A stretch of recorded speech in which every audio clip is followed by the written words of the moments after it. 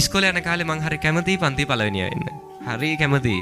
හරිද try කරනවා බෑ. කොච්චර කරත් අන්තිම පැත්තෙන් 1 2 හරිද? බෑ පළවෙනියා වෙන්නම බෑ. මං ඊට පස්සේ කල්පනා කරා මේකේ මේ මම නොදන්න පළවෙනියා දන්න මොකක් හරි රහසක් ඇති. දැන් මම මේ කියන කාරණා ටික විශේෂයෙන් දරුවෝ ජීවිතේට එකතු කරගන්න මම කියන විදිහට එක වාරයක් වැඩ කරන්න. හරිද?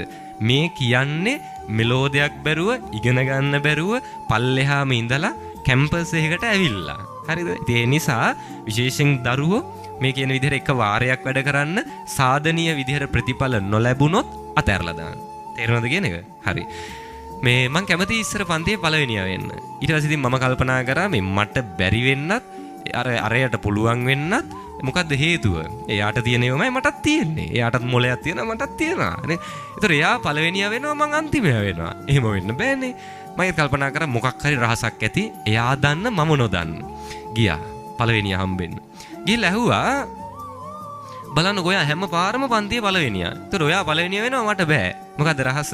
කොහොමද ඔයා පාඩම් කරන්නේ? ඇහුවම් පස්සේ එයා මට කිව්වා මෙහෙමයි ඉතින් මහ ලොකු දෙයක් නැහැ. හැමදාම ගෙදර ගිහිල්ලා හැන්දෑවේ 7 ඉඳන් 8 වෙනකන් පැයක් පාඩම් කරනවා. මේක අහපු මම හිතාගත්ත හරි. මමත් අද ඉඳන් ගෙදර ගිහිල්ලා එක පැයක් 7 ඉඳන් 8 වෙනකන් පැයක් මම පාඩම් කරනවා කියලා හිතලා ගෙදර ගියා. බෑග් එක විහිකලා දැම්මා. මොකද 7 වෙලා නැහනේ. හරිද? දෙකට විතර ගෙදර ගියා. ගිහිල්ලා බෑග් එක පැත්තකට දාලා හිටියා 7 වෙනකන්. ඉඳලා ඔන්න දැන් හැන්දෑව 4ට ලං වුණාන් පස්සේ ගියා කාමරේට. ගිහිල්ලා අද නම් පාඩම් කරනවා සක්කරේ ආවත් ලෝකේ පෙරළුණත් අද 7 ඉඳන් 8 පැය පාඩම් කරනවාමයි කියලා හිතා යන කාමරේට යද්දී පොත් මේසෙ තියනවා පුටුව නැහැ. හරිද? ඊට පස්සේ ගිහිල්ලා ඉතින් ගෙදර එහාට මෙහාට ගිහලා පුටුවක් අරන් ආවා.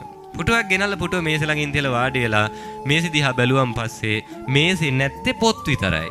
හරිද? තියන ඉස්කෝලේ ගිහිල්ලා ඇවිල්ලා ගලවපු කලිසම් සර්ට් ටික භාගයක් ඇඳේ භාගයක් මේසෙ.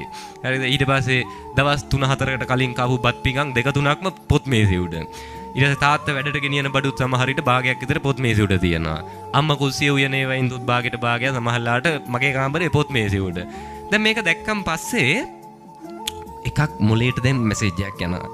මොලේට පණිවිඩයක් යනවා. අපි දන්නේ නැති වුණාට මොලේ දැන් තේරුම් ගන්නවා මෙතන මෙයාට මේක කරන්න පිළිවෙලක් නැහැ. ඒ නිසා නෝ ටික ටික ඉබේ කම්මැලිකම එවන්නේ. මොලේට දැන් මැසේජ් එක ගිහිලි ඉවරයි. හැබැයි දැන් අදිෂ්ඨානේ තියෙනවා. කවුරු ආවත් පැය පාඩම් කරනවා කියලා හිතලා දැන් ඉතින් ඔන්න මේසෙ උඩ තිබිච්ච අර ලට්ට ලොට්ට ටික පොඩ්ඩක් එහාට මෙහාට කරගෙන පොතක් තියාගන්න ඉඩ හදාගත්තා. හදාගෙන ඉවරලා බෑග් එක බලනකොට ඇඳ කෙලවරක තියෙනවා. ගත්ත බෑග් එක. අරගෙන ශිපර කැරියා. බෑග් එක ශිපර කරලා ගත්ත සිංහල සටහන් ලියපු පොත.